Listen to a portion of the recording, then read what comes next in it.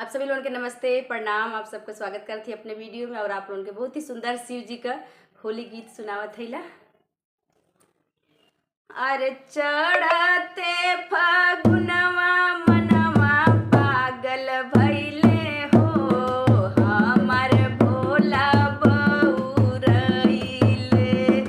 चढ़ते फागुनवा मनवा पागल भइले हो, हमार भोला बउरइले।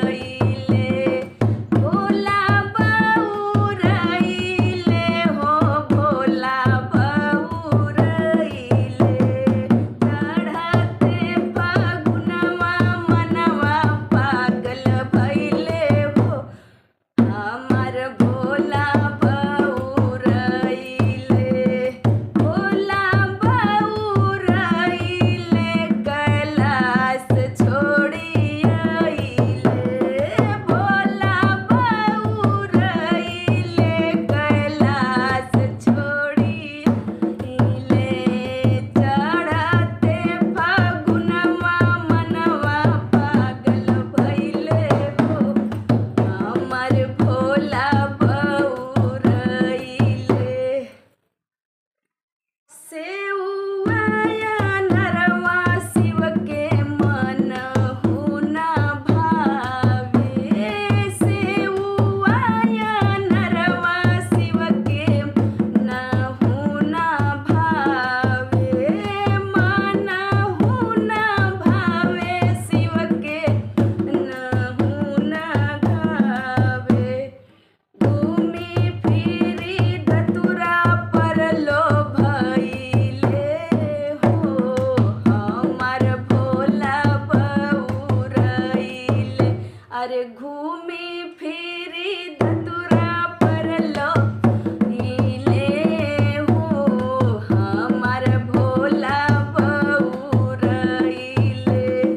चढ़ते फागुनवा मनवा पागल भइले हो, हमार भोला बउरइले।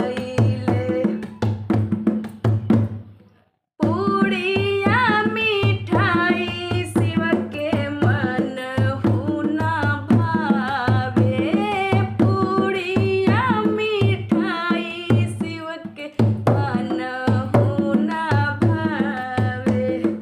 मनहु न भावे सखिया मनहु न भावे। छाने छाने भांग पिसवइले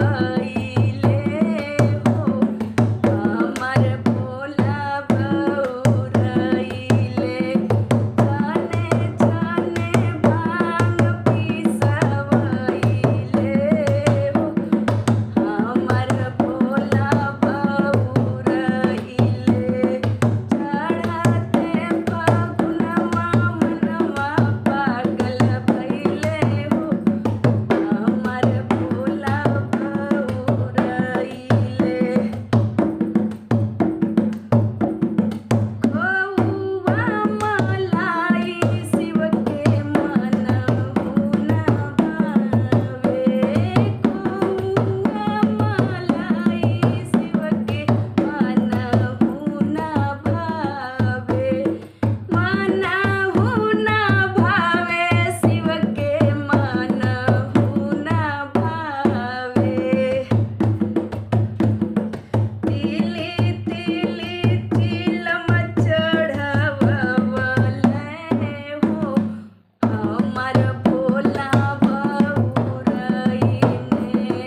तिली तिली चिलम चढ़वले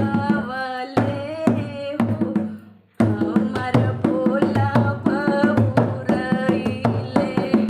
तिली तिली चिलम चढ़वले